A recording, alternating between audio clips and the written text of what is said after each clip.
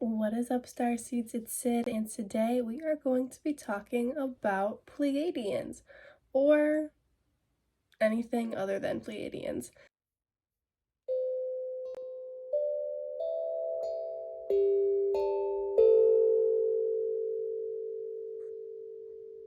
So I wanted to just touch on the subject of, well, for one, why the Pleiadians are such a popular race at this time, and it is for good reason. It's because they are very active right now. That star system, a lot of people are currently incarnated in, and it has close connections to Earth, but so do a bunch of other star systems. I feel like because, let's say, Sirius, the Pleiades, and Arcturus are such popular star systems within the starseed community, people tend to talk about them a lot. And it's because their energy is very active and it's very powerful, therefore it's very popular. However, a lot of other races get mistaken for Pleiadian. Pleiadian is pretty popular, so if you see a procyon being, you're just going to automatically classify them as Pleiadian unless you take a minute and just really analyze the energy and analyze, where is this being from? Is this being from a star in the Pleiades star cluster? Or is this being from Canis Minor, Procyon? Is this being from Venus? Is this being from Earth? Is this being from Lyra or Vega, the brightest star in Lyra, before they turned blue? You know, there's so many places where this being could be from. Alpha or Beta Centauri, Aquila, Vulpecula, Cygnus. Like I said, Alpha and Beta Centauri with the word Hadar is coming through, and that's the name for Beta Centauri. That's what the star seeds usually refer to themselves as, Hadarian. Where else?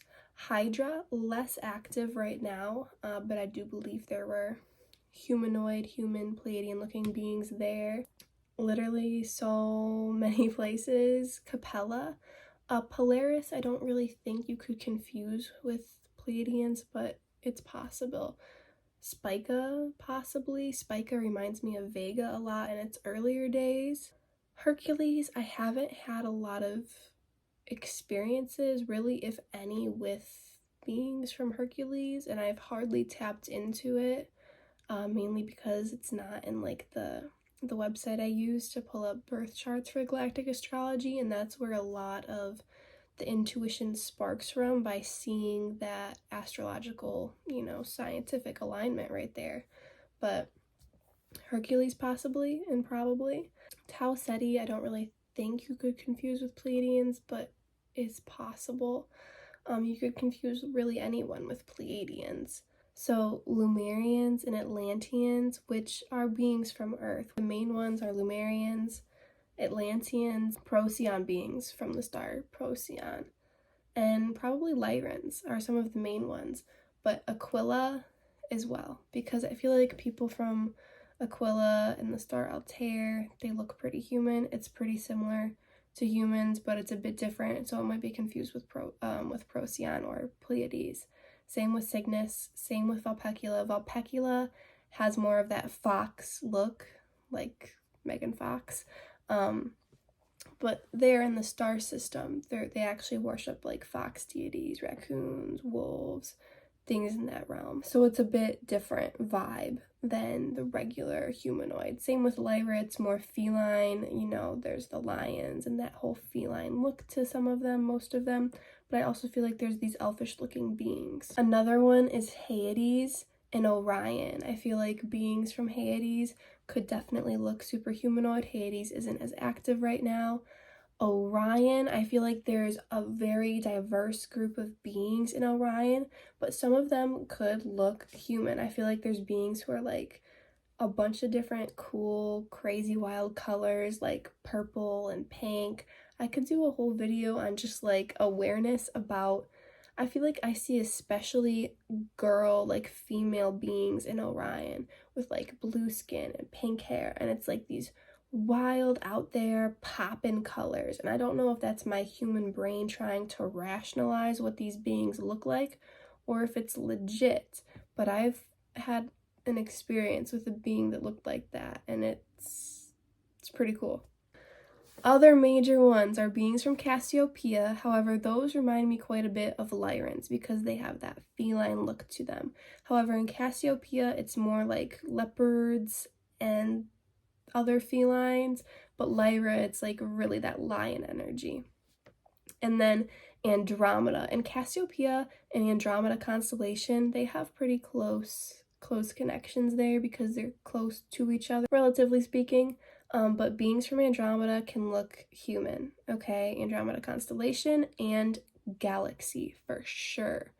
But the beings that you're probably not going to get confused with Pleiadians are Arcturians or Antarians, or Syrians, beings who have that different color to them, different look to them, but beings, like I said, from Earth, from Procyon, Venus, Lyra, Andromeda, Vulpecula, Cygnus, Aquila, any of these that we've talked about, Hyades, they're going to look kind of similar to Pleiadians, and people might mistake them for a Pleiadian, you know? And understandably so if you don't know much about these other star systems. You could just be like, oh, they look like a, I don't know, glowing human, so they must be Pleiadian, but it's like, they could be a variety of other things.